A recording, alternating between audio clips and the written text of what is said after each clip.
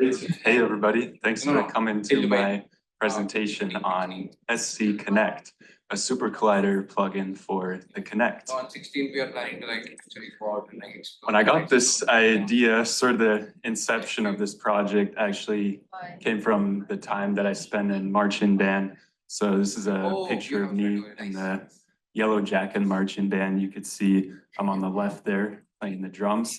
And when you're in the stands, it might look easy, right? But it's actually kind of a difficult thing to do because you're not only carrying the instrument, you can see the tubas there, they're carrying like a really heavy instruments. And you're also trying not to trip over your feet, which can be kind of an intimidating task, but it's also really fun. And it's essentially boils down to choreography with instruments. And oftentimes the music and the drills are also intertwined. And so one of the motivations for me was, how do I sonify these poses? Instead of having the music follow the choreography, how could I get instead of the choreography following the music, how could I get the sound to follow what I'm doing? And so this is kind of the precursor to SCKinect, where I was using processing to send OSC commands to SuperCollider, and SuperCollider would do the sound spatialization. This was my old graduate lab, the Lab for Interaction Immersion at Georgia Tech. And we had kind of this immersive sound space. And so what I'm doing is I'm sending data from the Kinect to a pure data synthesizer, and then SuperCollider to actually spatialize that.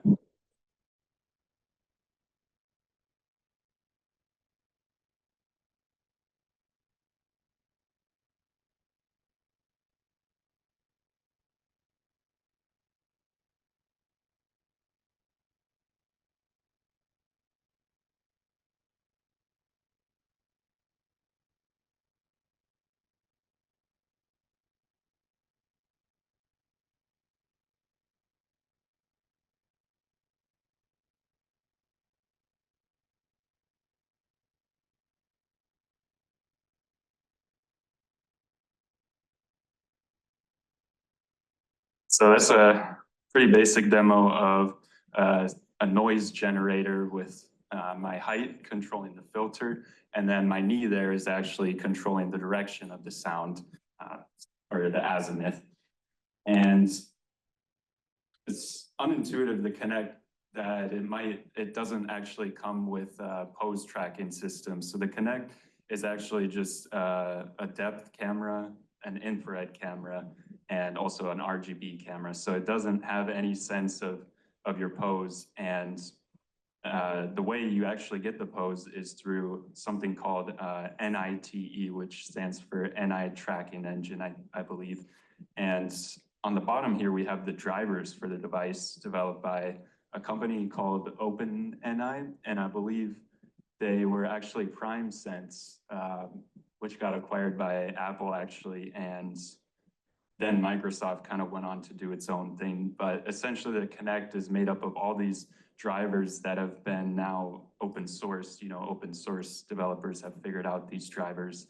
And somebody actually made a processing package that allows me to send pose data from the Kinect to processing. And then through that, I'm also using a library called OSCP5, and that allows me to send OSC commands from processing to both pure data and a library called SCSpat. And this is also kind of a light version of this library that we use for our lab to be able to run stuff from pure data into SuperCollider in this space. And this is a QR code to the full project if you want to check that out. I can also go back at the end, and yeah. And now fast forward to early last year, or late last year, I made actually a fully working SuperCollider version of this project. Hey everybody, welcome back to another video. My name is Evan, and I'm a master's student in the Lab for Interaction Immersion here at Georgia Tech. And today I'm going to be showing you how I use my body to control sounds.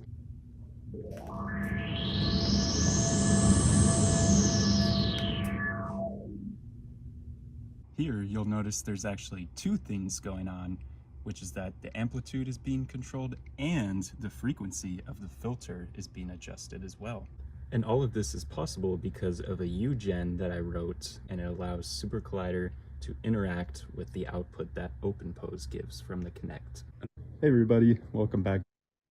So this is a simplified version of the library that includes a lot less components and is potentially a lot lower latency or kind of overhead. And it only uses libfreenect, which is those drivers I talked about that actually get the data from the Kinect. And then I included a library developed by Carnegie Mellon University's perceptual computing lab called OpenPose. And this is what's actually doing the pose tracking here and showing all the pose that is detected. And then on top of that is SCKinect, which, as I mentioned, is a unit generator. And a unit generator in SuperCollider is kind of like your basic synthesizer that you can use to send out audio or control signals.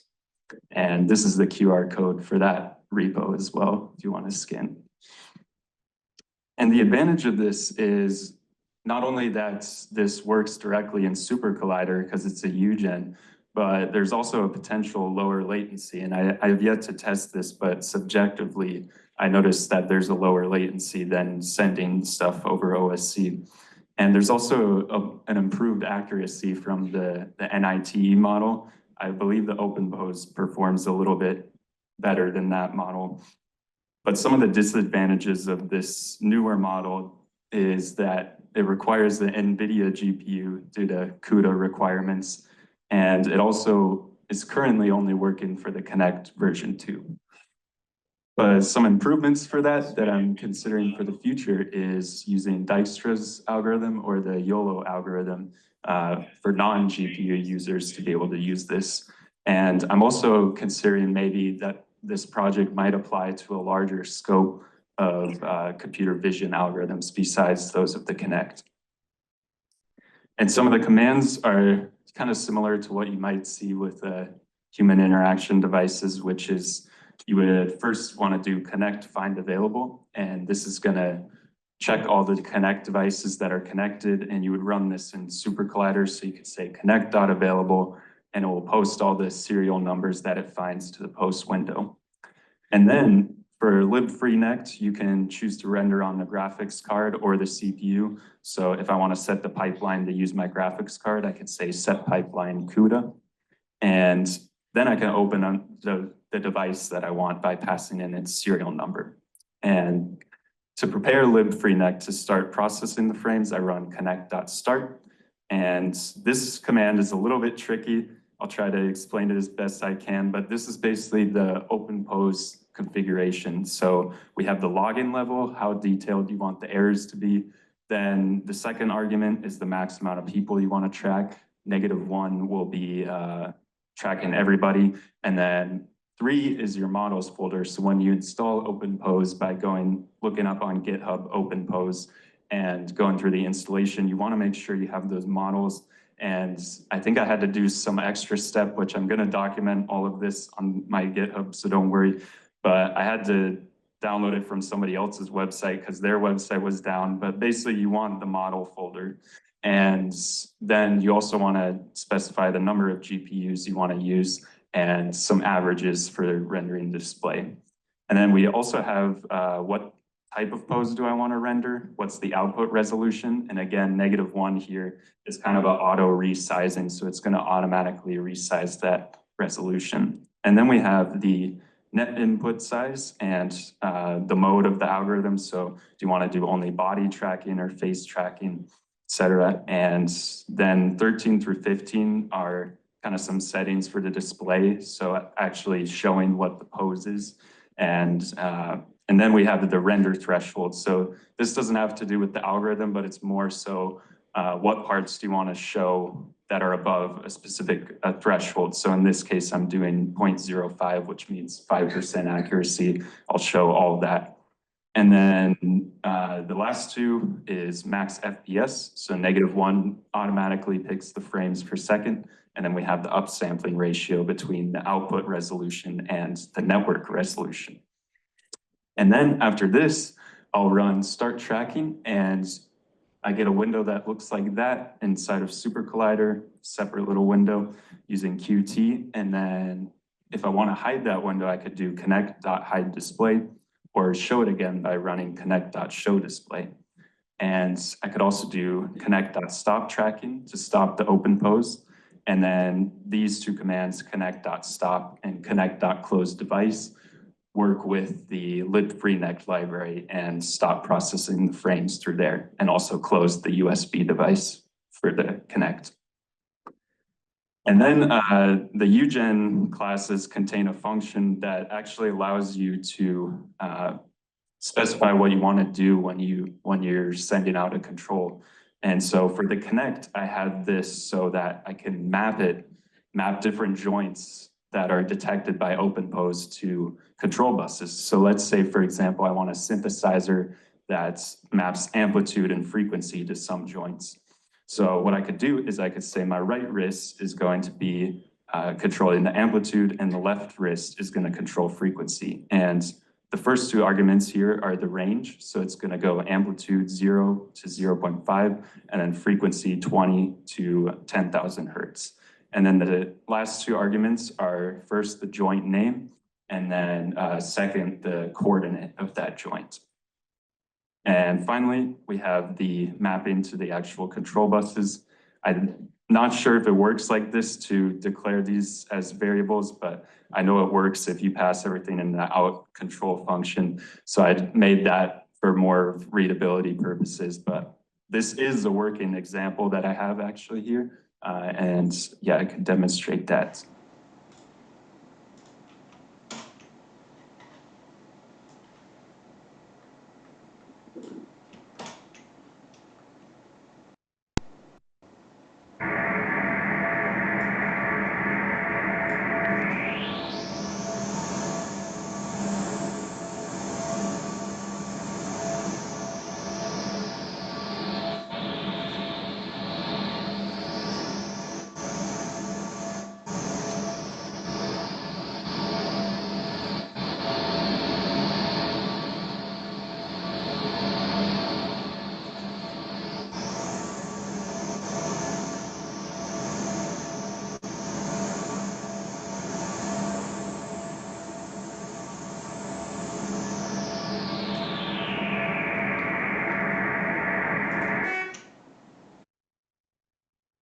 So in summary, we learned that plugins in SuperCollider are fast and extendable, and it's a really powerful way to include kind of a custom software within the language and server.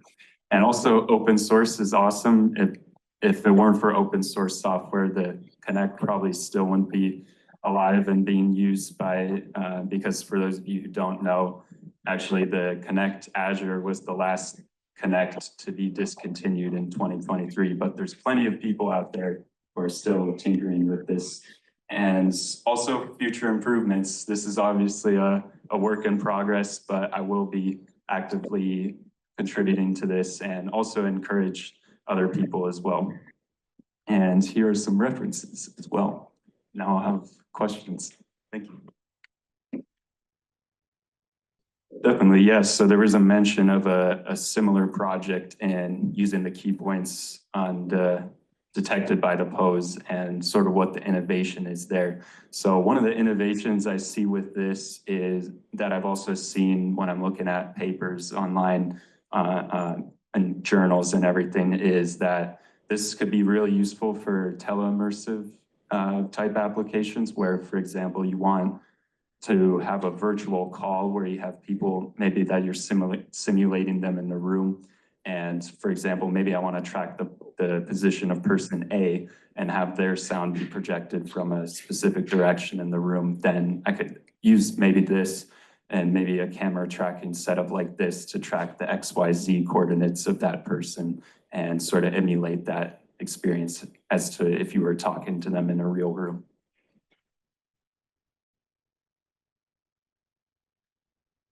The others. Also, I will go back to the code for this, the QR code in case anybody wants to. Hey everybody, welcome back to another So yeah, that's the code if you want to. Oh yeah, what's up? Oh yeah, so the question was, what am I most looking forward to? And honestly, that's a really good question. I think what I'm most looking forward to is being able to actually use this kind of in a practical sense, maybe, and try mapping it to my workflow that I use for like maybe it's producing music, and maybe I want to map some of those parameters to a track that I'm recording.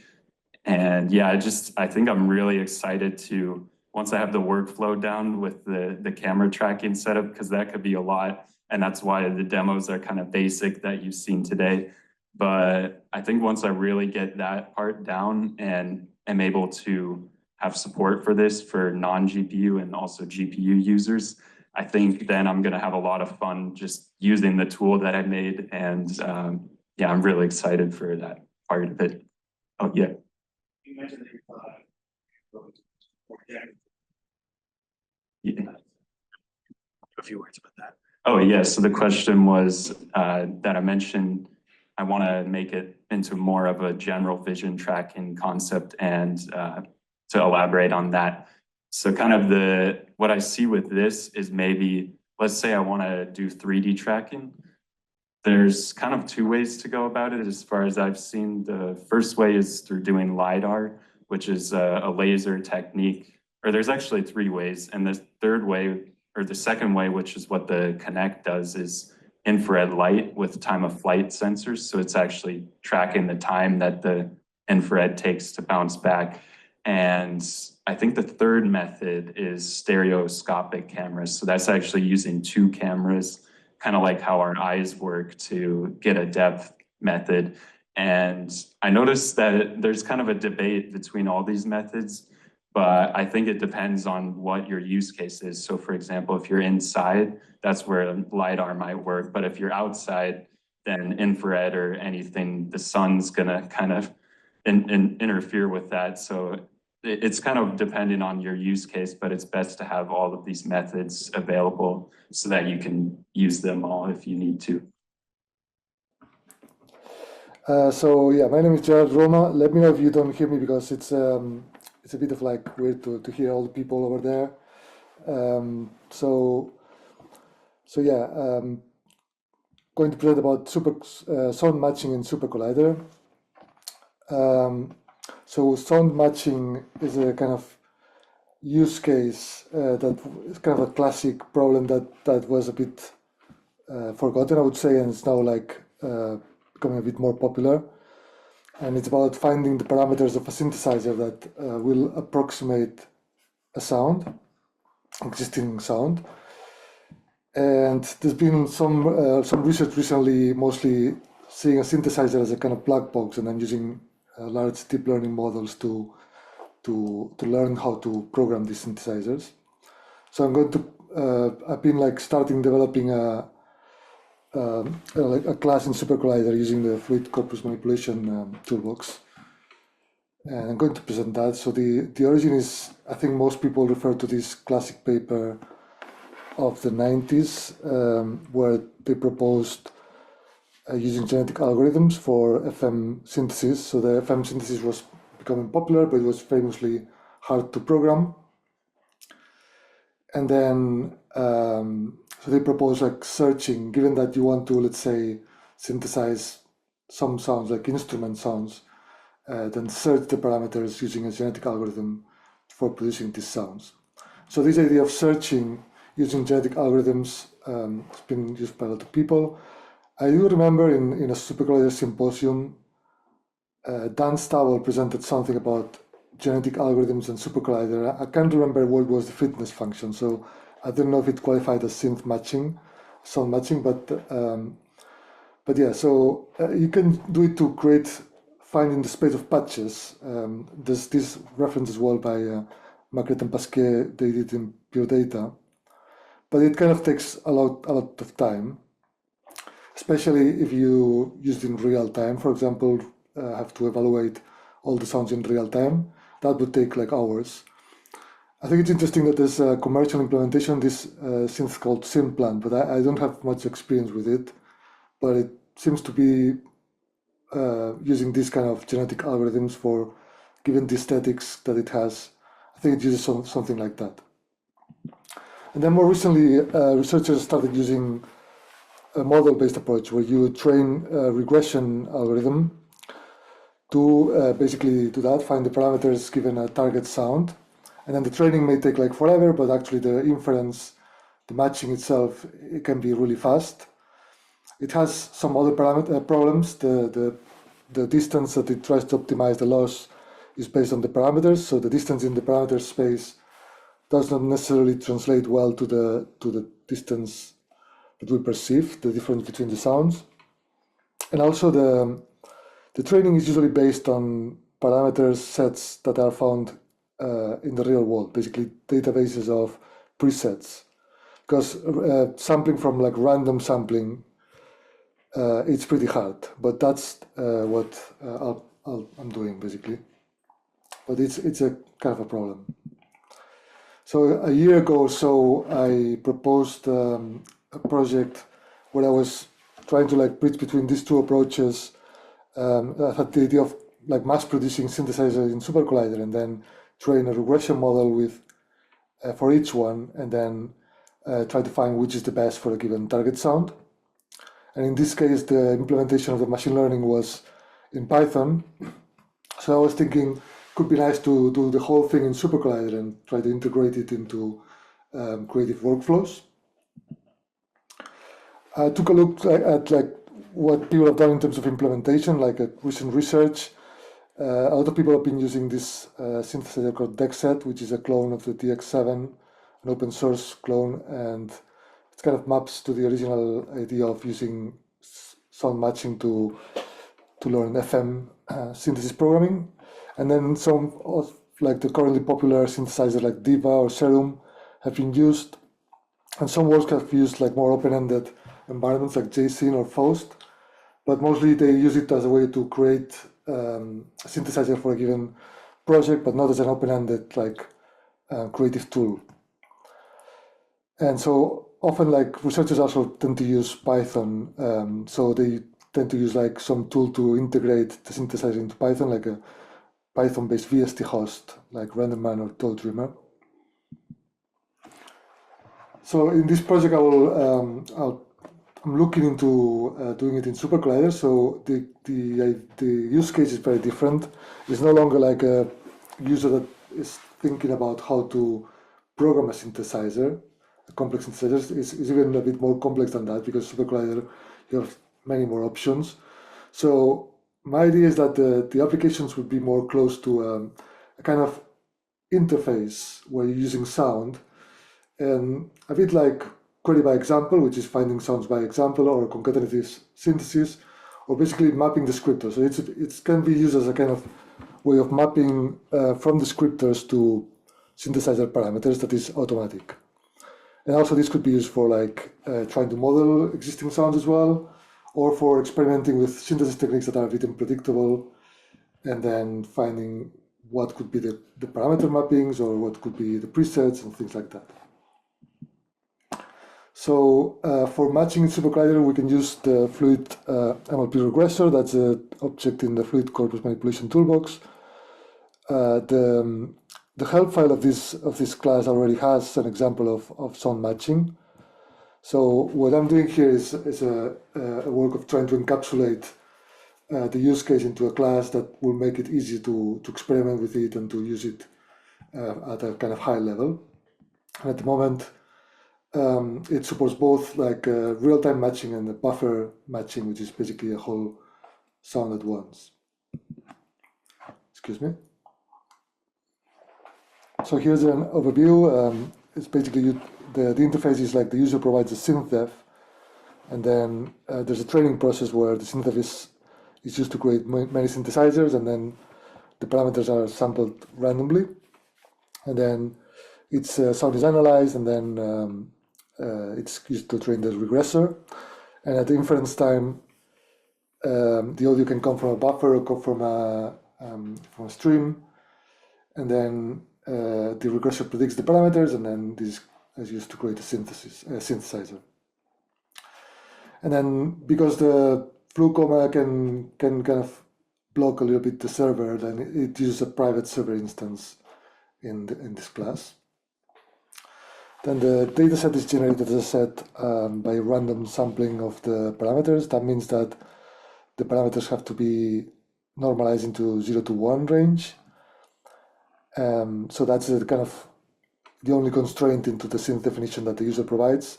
And it's expected to write to the main bus, so this is easy to change. But that means that for now, it's like it all happens in real time, which is a bit too slow. But it's also interesting because you can kind of hear what are the possibilities of the synth definition and kind of get an idea of what it can do.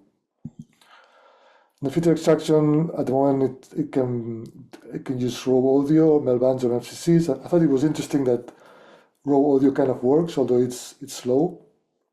But by default it's MFCCs, and then you can do averaging. Typically, you would use averaging for the real-time case, and for the non-real-time case, you would use like a whole matrix of MFCCs that have this whole sound. And it can use normalization, but it's a bit mixed bag. Whether it's good depends on what things. Typically, MFCCs have the first coefficient, which has a huge range, and sometimes you want to get rid of it, and sometimes you just want it for like the amplitude. So it's a bit difficult to tell sometimes. And then the training is using the fluid MLP regressor. It uses a mean squared error, so that works on the synthesizer parameters. It uses sigmoid activations for most cases. For raw audio, it would use tanh, which is bipolar. And then it uses validation set for early stopping. That's a feature of the fluid MLP regressor. I found that it's easy to kind of try to push it more and have it train more and more repeatedly, but that would tend to overfit. The conjunction of this with random sampling didn't work very well. So it's good to train more patiently for a long period and have this validation early stopping work for the model. And then the matching can be, as I mentioned, buffer-based, which is what you would use for something that has an envelope, for example, or continuous. And in this case, there's like a synth that listens to a bus that the user defines, and then the user has to send something to this bus, but it has to be on the private server, which is not really private. It's accessible from the outside, but it's kind of its own server. And then I use synthDefWrap, this method, to kind of embed the original function in the synth definition into new function, which is the matcher synth, and then it can control the original synth. So far I tried to it is very early stage, and I tried to find some interesting things to do. And my original idea was I was playing with percussion synthesis, and I was basically trying to do kind of complicated sound design to match like percussion sounds. And I found that this was a bit frustrating. It doesn't really make much sense because obviously you want this system to match not one sound but many sounds. And also if you make the synth complicated, it will take forever to train, especially if it has many parameters. Then you will need a larger data set, and it will take a lot longer to train. So so far what kind of worked better for me was to try with very simple synth that has a very small number of parameters. So here's an example that just uses two resonators to sort of a percussion sounds, but it won't really match in a very realistic way. It just kind of matches the general frequency distribution. As you can see, it uses the mapping of the parameters internally. That's kind of the only special thing, but other than that, the idea is that the user can create their own synth very easily and send it to the class and get everything done automatically. So I'll play just what the training process, how it sounds a bit. Let me know if you can hear the sound now.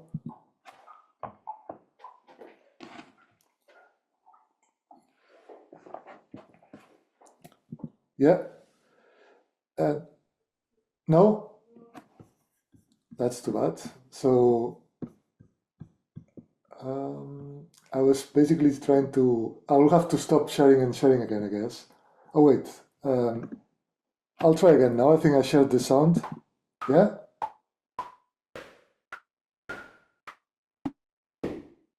Okay. So yeah, that's the random sampling of the parameters, and just it can go for forever, like for long periods. I can do like several thousands of these sounds, and then that would be like a sound from free sound from someone who recorded percussion sounds at their home. So that's the original one. And of course, with these resonators, this has some like partials, and the resonators cannot really model the partials. They just model like the general frequency distribution way. So it's not very accurate, but as I said, it is more flexible when you want to like match many different kinds of sounds. So I found this to be more interesting. Here's another example of doing it in real time, where this was even more simple synthesizer that does two formats, and then I try to match like an actual speech with it. Here's the dataset generation. You get the idea that that's the original sound from Freesound as well. What's the body got to do to get a drink of soda pop around here? And then that's the one that came from the synthesizer, the match. So I thought this can get kind of interesting because it does track the pitch and the amplitude and somehow perhaps some of the aspect of the performance. And it's very automatic. You don't really need to specify what exactly do you want to map. So I'll play it again. What's the body got to do to get a drink of soda pop around here?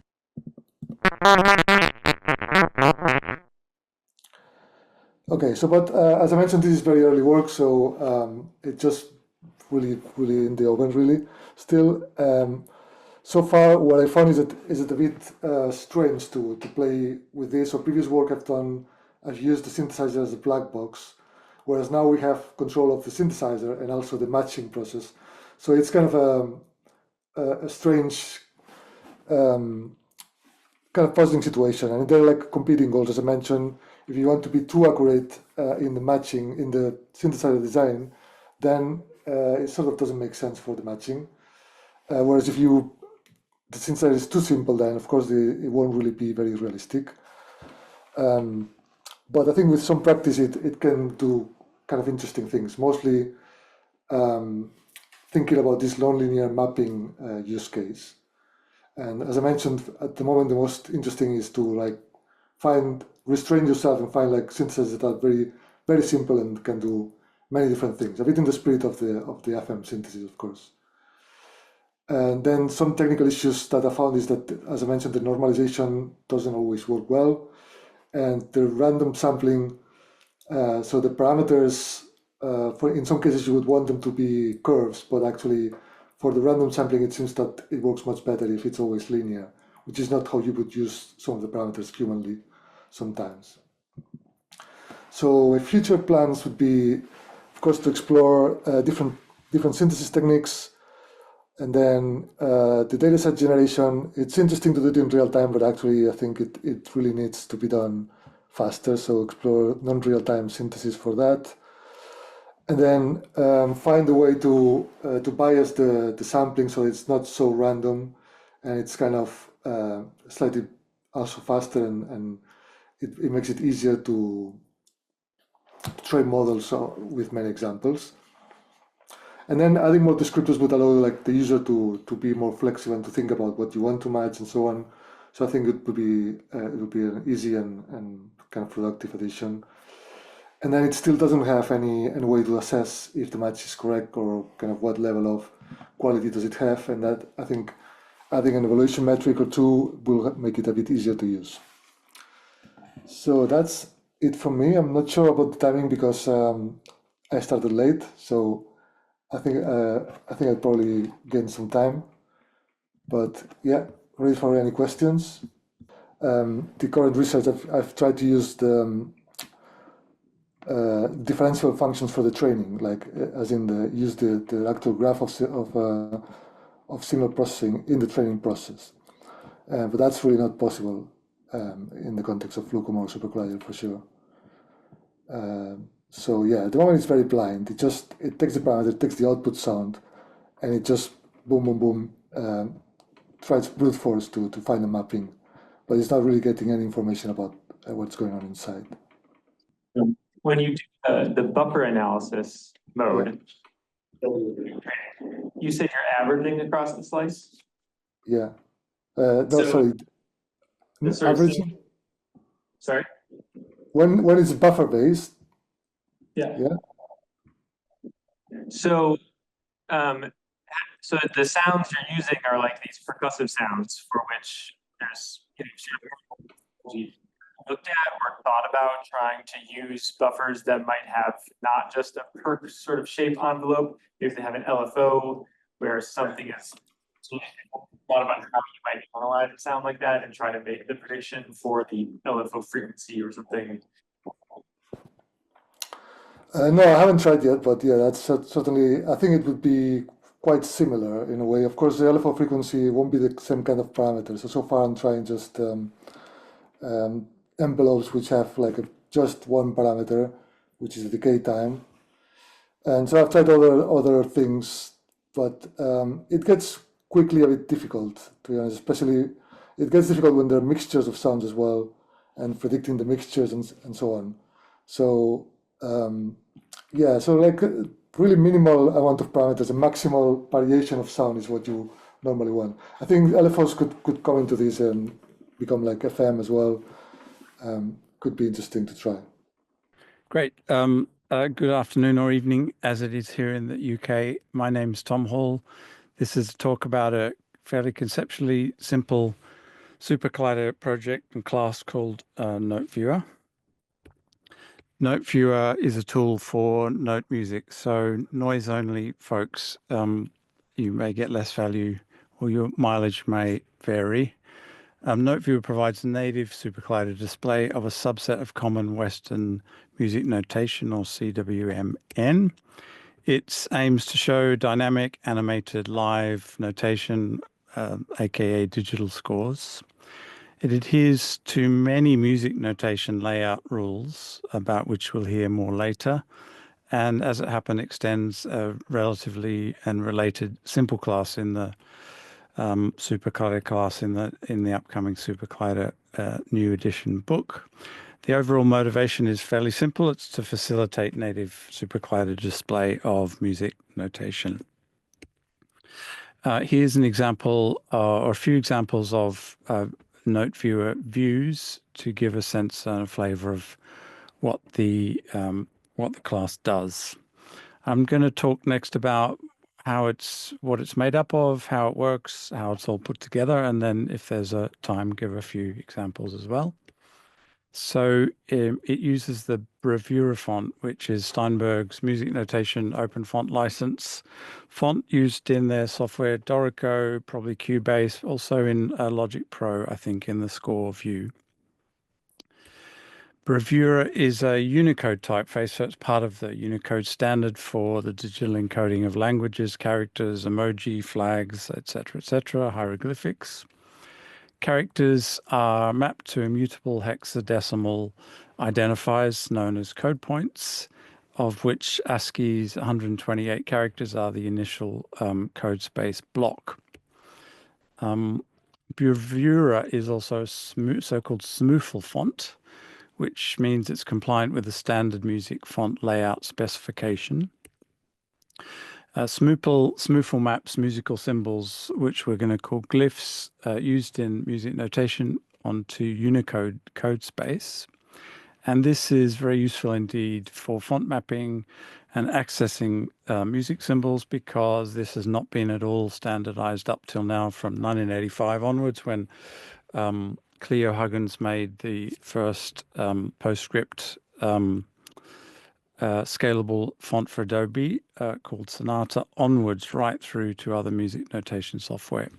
Just to give an idea of this, what the current situation is in SuperCollider, we already have the ASCII method, so we call it on tilde, and we get the integer for essentially what is the SMuFL code point in integer form.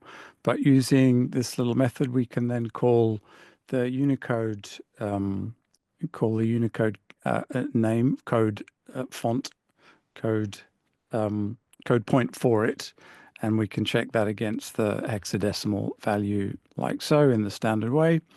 This will also work for emojis. But this is less helpful once we're outside of the ASCII range, because we end up with a sign byte sequence array instead of something that looks like a code point. So we can ask the code point of a symbol, and we see it in the post window here. And then if we know the name of that as a string, we can ask for it to be shown back to us as a glyph.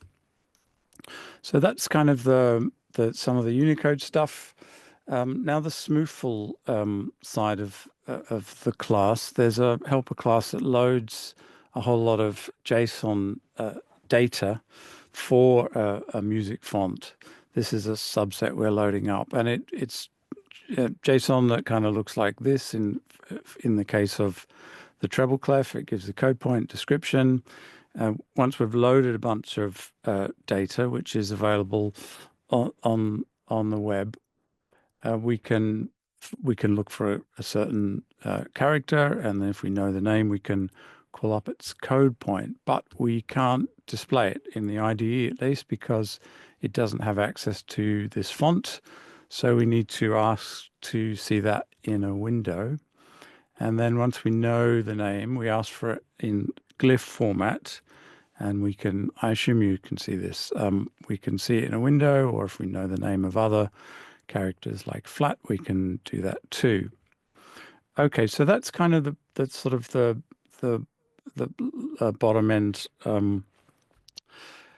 background. Note viewer class is a bunch of classes around the central class, which is a kind of a facade class. It can create a bunch of models, each of which are displays of a chord or a separate note linearly. In this sense, it has a bunch of layout classes and a GUI class that gets updated by the models, and some MIDI mapping classes. So here we're asking for MIDI notes 60 and 61, and the SMuFL stuff we talked about earlier. Here's a slightly more detailed view from the model, drilling down into the model.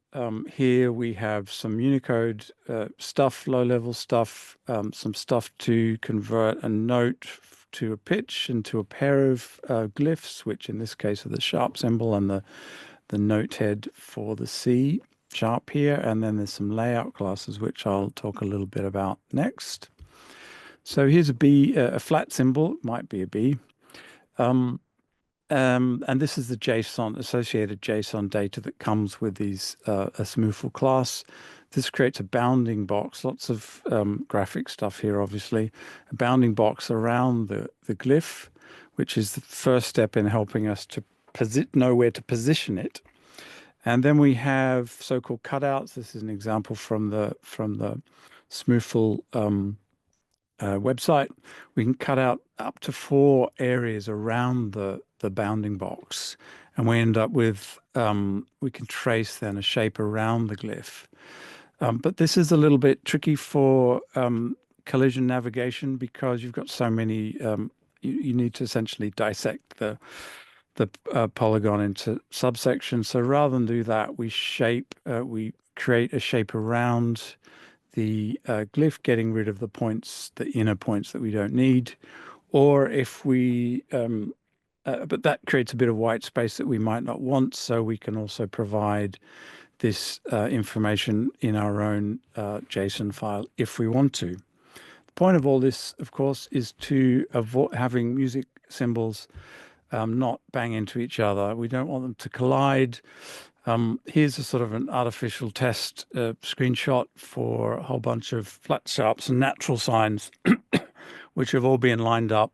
We're not trying to pack them as tightly as possible, but we're trying to pack them as tightly as possible within a predefined, in this case, arbitrary sequence. If in music notation characters collide, then that's the equivalent, more or less, of like having lots of typos in a natural language document. We really don't want it. It's hard to read, it's distracting, and it's not correct. So we use a bunch of positioning classes to do this. One is the Graham scan, which creates the outline and gets rid of the inner points from the cutouts that we don't need. Another is the one, the navigation class, that uses a separate so-called separating axis theorem analysis to avoid collision by creating axis aligned projections of each polygon and then testing for overlap and proximity in this other class. And the way this works is the accidentals will be aligned immediately left of the note heads in a certain sequence, and then each one will be added after that. If they collide with one that's already there, it will get moved left to the left a bit further until there's no collision. And in music notation, as you may know, the order of accidentals is not trivial. In fact, in a page of the code for LilyPond calls it an NP hard problem. But in any case, some of the rules are fairly straightforward. And they say that the first accidental to the left of a note head should be the highest one, and then the lowest one follows, the next highest, the next lowest, etc. So you get a kind of a wedge shape or a zigzag order. But there are numerous exceptions to this rule, and it's music engraving has been called an art for good reason. Two of these examples of changing this order are from Elaine Gould's book, Behind Bars, a whole thick book on music notation, layout, and associated things. So one rule says if you have a bunch of notes separated by enough space, then you treat each subset, in this case a dyad, the accidentals associated with those notes separately and order them in that way. So instead of having this D sharp down here follow second, it gets displayed later. Another rule of many is that if you have octaves, so here we have a B flat and another higher B flat, you tend to, if possible, align them in the same column more or less, because that eases that helps ease of reading and just following what's going on in the chord. So that's the order of accidentals, and that's note viewer showing that that works reasonably well much of the time. In order to display notes or chords, we can do them in a number of ways. So these 5 chords here, fairly arbitrary notes. One way is to have an array of signed integers. Positive integer will give you the sharp form of a note, and the negative integer will give you the flat form. So we've got 70 and minus 70, they're enharmonically equivalent, but can be displayed in this case either as an A sharp or the same sounding note as a B flat. I think you can see the other ways. We've got strings and LilyPond-like ways of entering notes. So note name, optional sharp or an accidental of some kind. Here's a flat, here's a sharp, and then an optional integer for the octave number. These ones are, yes, MIDI notes, as I said, or just enter a string with spaces, and that should be okay as well. Related work to this project. So music notation in SuperCollider, there are a few non-native integrations that connect up SuperCollider to other software that will display the notation. Newton Armstrong's FOSC is an interesting and comprehensive implementation that makes LilyPond scores, so it spits out PDFs very nicely. Richard Hoadley's InScore MIT class connects and communicates with Graham's InScore, another live notation program. These are both also discussed in the upcoming SuperCollider book chapter. I'm sure there's others that I may be unaware of. We're not thinking so much about graphic scores, but just common Western music notation in this case. There are also some very closely related non-SuperCollider systems, which were in some ways a motivation to do something similar in SuperCollider. One of these is the Max's N slider object. We don't mention max too often in a SuperCollider conference, but there we go. Or max scores note slider object. I will show you some examples of those last two. So on the left here, we have Max's N slider object. You may be familiar with it. It's okay, but it's not very good at collision avoidance between accidentals. As you can see, a whole bunch of sharps just smudged together here on the left.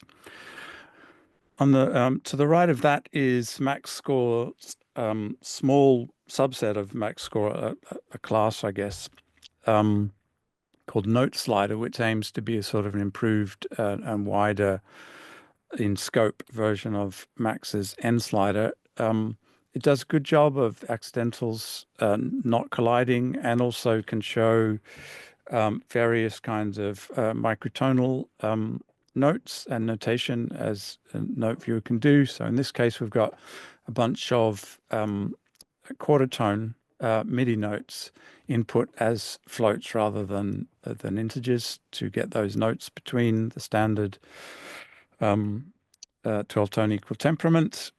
And on the right here is equivalent chord in Note Viewer, inputting these as MIDI notes in floats in exactly the same way.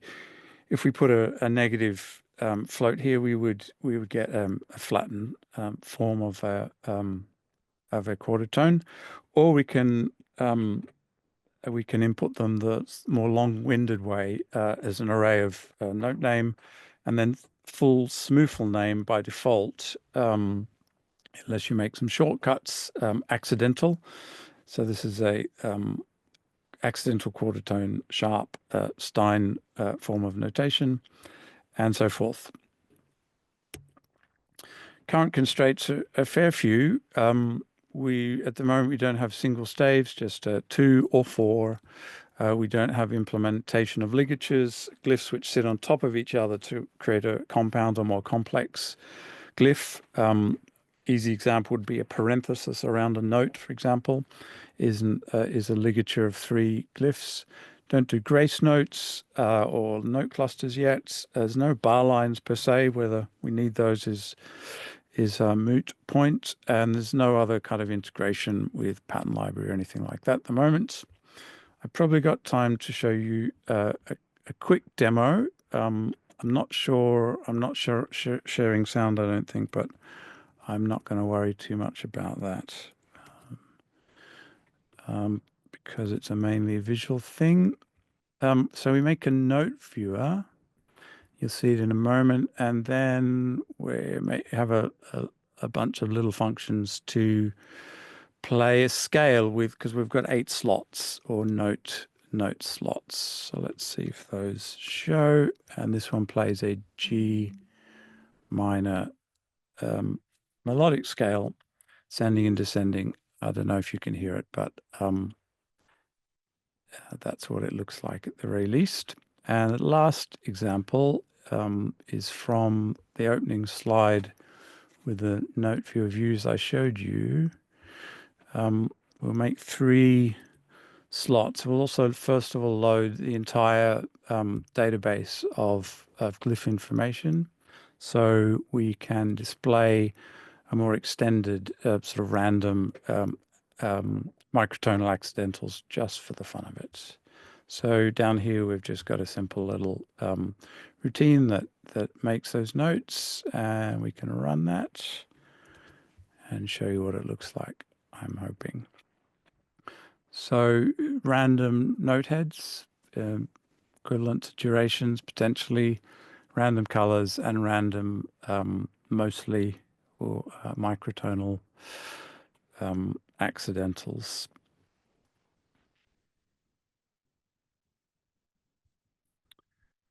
Good. So some references of things I've mentioned in passing, and thank you.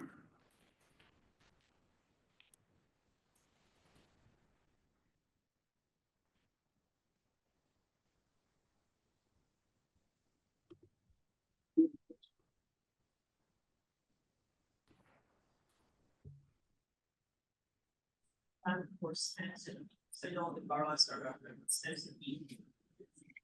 question is there a plan for stems and beams? No, the idea is, first of all, we're doing something quite similar to the Max's N slider object. That this is not anything like a comprehensive music notation project. Those are, there are other options for that, certainly outside of SuperCollider. The idea is this is live notation. So if you want to hear if you're hearing something or you want someone to play something, then you'll be looking at it. If it goes away, then you're not hearing it or you're not expecting to hear it, is the basic paradigm here. So in other words, we don't really need stems. That answered the other question also. Thank you. Hello, everybody. It's a pleasure to be here today. I'm Fellipe Martins, and I'm currently doing my PhD at UFMG in Brazil. I've been studying SuperCollider and SuperCollider tweets for a while now, have published some papers about the team, and now I'm going to share some thoughts and results about a quantitative research that I've begun. Today I will point some initial and still under development results, but that points towards where the research is going. So I will focus more on research problems today than proper results, since this investigation is quite a long-term one.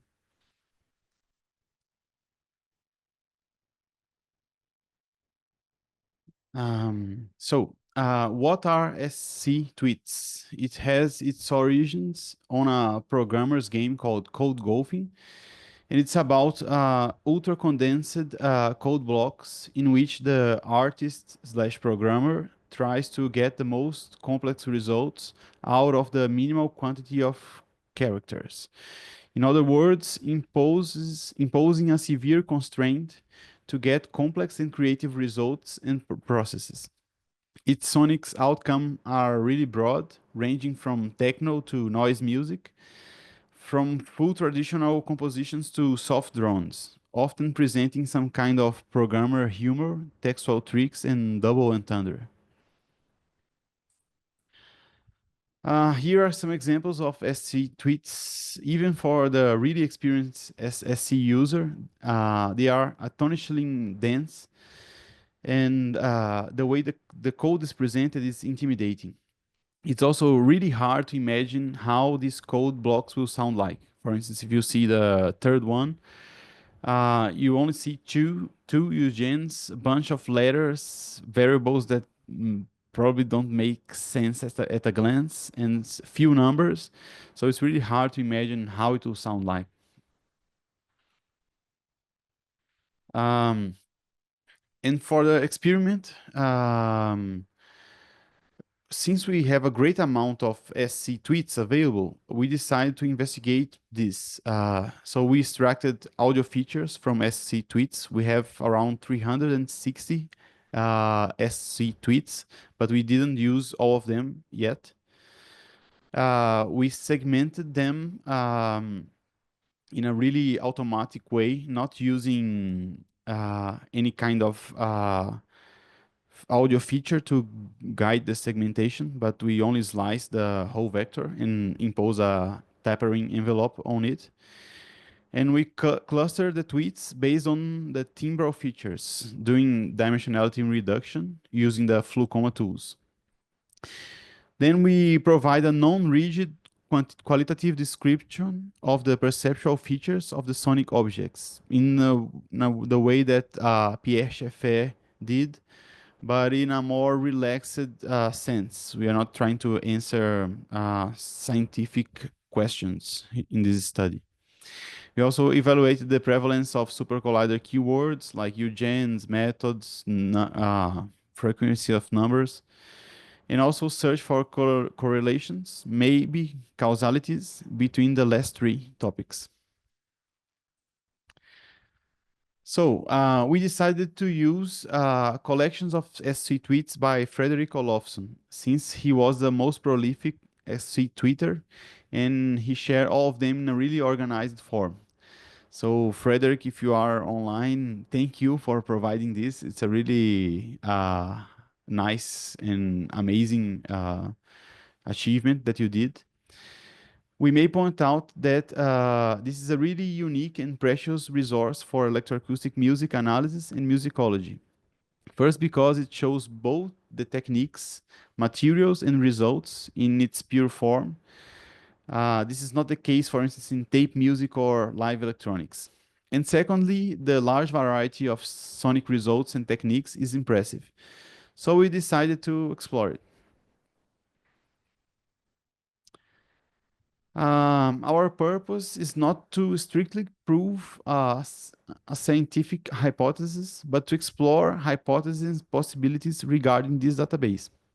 So one main aim is to build an interactive tool and investigate the interaction between high-level sound features, low-level audio features, and the code itself that was used.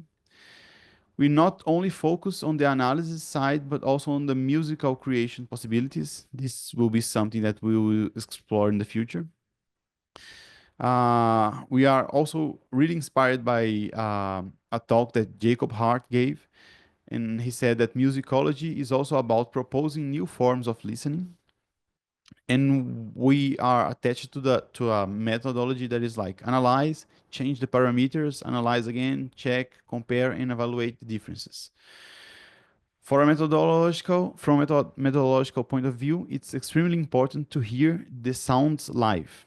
That is, build tools that offers the researcher an opportunity to interact with the data in a more live, dynamic situation, not strictly in terms of dead data in form of spreadsheets, tables, columns, and notepads. So I would like to share some sonic results. This was an example that it's based on the code by Ted Moore, from example from Flucloma that uses UMAP and KD3 to plot this cluster of dimensionality reduction. And I will play it first.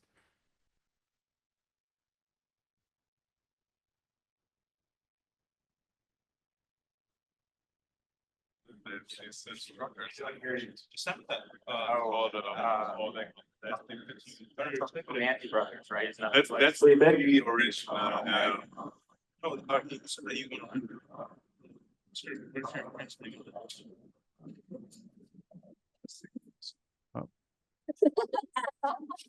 But I want to have extra mic and here. This way, this one. Oh, sorry, I forgot to switch on the sound. I think you're gonna hear it now. Just a second.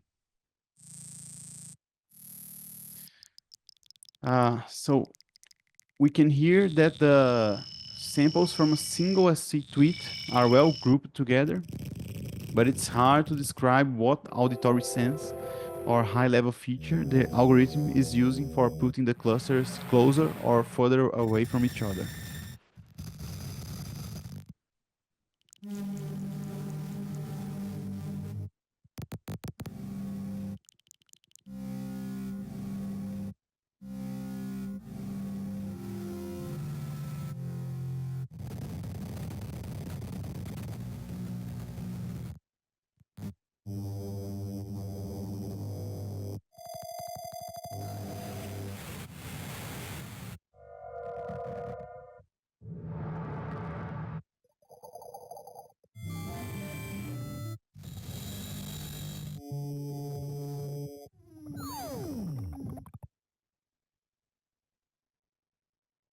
So, and we also tested the hypothesis that we will be maybe overfitting the dimensionality reduction algorithm. So we then decrease the number of samples to check what type of clustering we would get.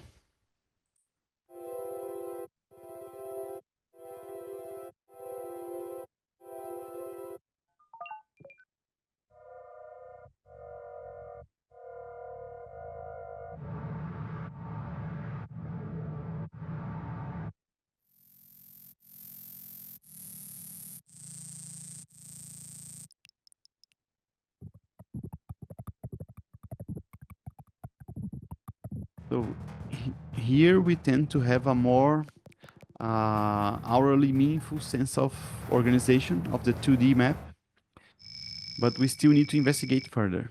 But I get the feeling that the algorithm is inserting the more drone-like sounds into the upper right corner direction, and the more short percussive sounds tend to go at the bottom, at the left part.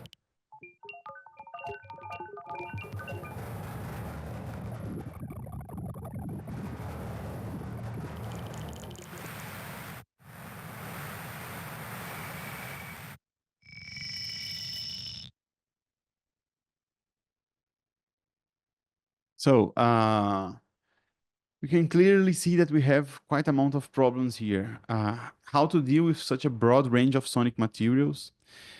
Do we have proper audio features for dealing with radical DSP signals? Because I'll show some waveforms of these signals later. How to compute and analyze sounds that are more meaningful from the sense of hearing, and from the sense of DSP doesn't make much sense to analyze. How to deal with stereo and sound objects that are spread through a sound field. Does the process matter? For whom? Audience or composers?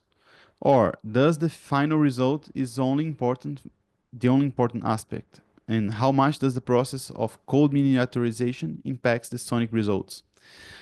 Does the process of using tiny space for code generate materials that can be considered excessively raw, simple, and artificial? And these are some examples of the signals that you find on typical SCTweets. When writing a SCTweet, you basically need to use really non-orthodox DSP techniques, because you don't have much space to write code. So for instance, a way to get distortion is to really push the signal towards the most possible limit. So you're gonna have a hardware distortion and not a software distortion, which can be really dangerous. And I would point out that these signals over here, all of them, were plotted after a leak DC in a gain reduction. So it's even hard to normalize or standardize the signals to feed them into the dimensionality reduction algorithm. And we also, here we have a word cloud of the high-level features, auditory features that we are thinking about. As I said, you have words here that come from the Pierre-Schaeffer theory, for instance, allure and tonic sounds. But we also sometimes need to use descriptions that Schaeffer was trying to avoid. For instance, the words meditative and guitar, words that direct into the sound source that produce the sound physically. And stuff like filter movements or mid-range. This was not used in Pierre-Schaeffer theory so much. And some final thoughts and closing remarks. Computationally, it's really hard to deal with such a varied and heterogeneous database, but it's also really inspiring. When we increase the number of samples, we tend to cluster the samples of a single SCTweet together. And what does the proximity of the clusters tell us about the similarity? We still don't know, or we are trying to investigate. Does the coordinates of the UMap tell us something about the sonic features? Every time it will probably tell us something different, but can we extract something meaningful from that? Do we have proper low-level audio features to deal with such a complex and radical signals? Or should we only focus on timbre? At least samples from the same SCTweets tend to be clustered together, but this is not always the case. So that's basically it. Thank you very much. Any questions, suggestions, and opinions that I could not answer here, please email me or follow me on Instagram.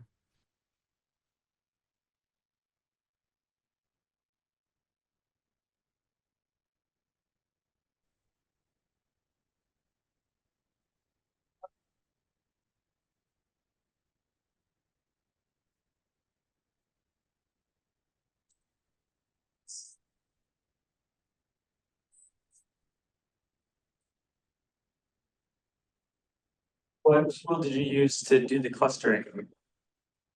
So what did I use for the clustering? That's the question, yes. It's the basically MFCC, UMAP, and KD3. That was basically it. I didn't tested any other. For instance, I didn't use PCA or any other stuff.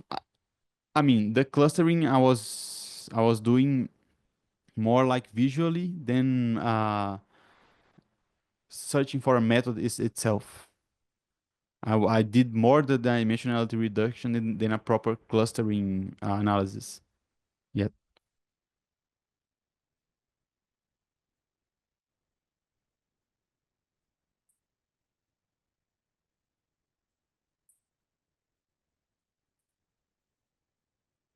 Question is, some SuperCollider tweets use bugs in SuperCollider in order to generate.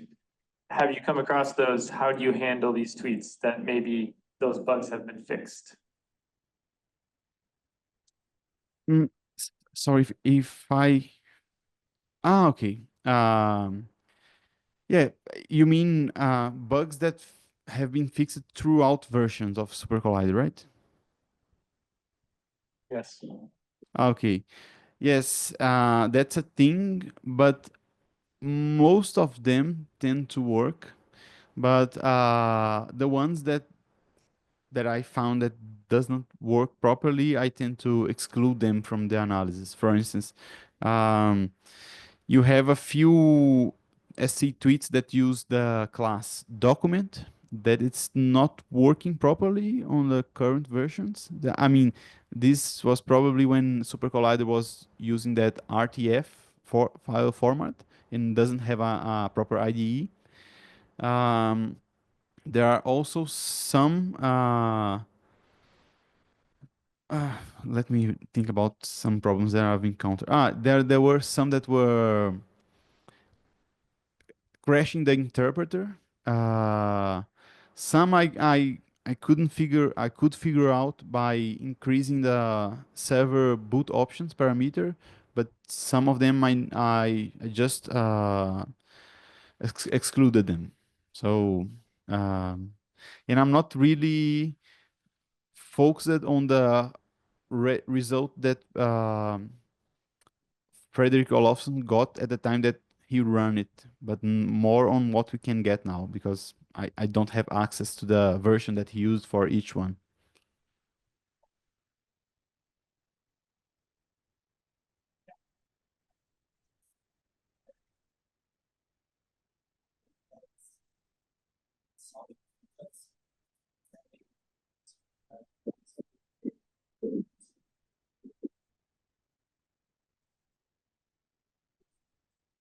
The question is, have you looked at sending the actual SuperCollider code through a text embedding? And I think seeing if that embedding, the topology of that embedding matches the embedding of the sonic analyses. Not yet, but I will do so as soon as possible. I mean, I was having I did this by ear. So as I know the tweets, at least the ones that I have analyzed quite well, I was checking by ear where the samples were, but I'm planning to cross the information regarding at least the high level features first, the system of qualitative classification that I'm working on with the dimensionality reduction. So that's the second thing that I will do. But it's a really problematic thing because you have a really broad range of sonic results. So for instance, you have one tweet that is a drone, so you can classify it as having a single pitch, and then you have another one that is a full composition. So you can classify it as a polyphonic.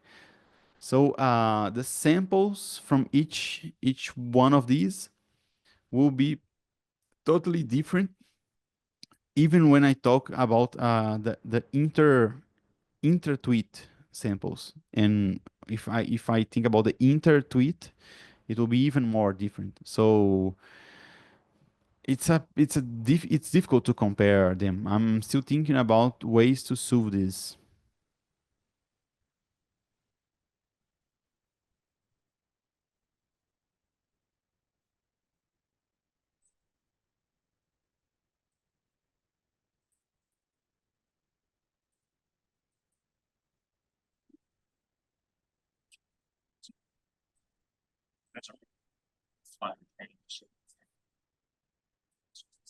There's-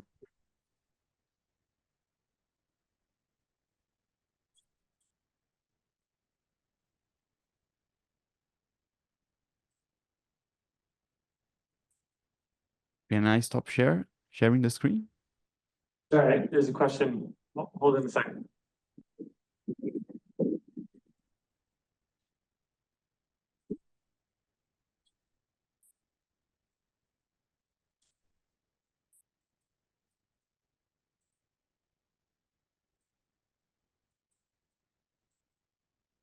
So the question is, because Schaefer's modes of listening analysis are often contradictory and people have critiques for them, and because there is often a challenge when doing this type of audio analysis to have the descriptors, essentially how meaningful they can really be.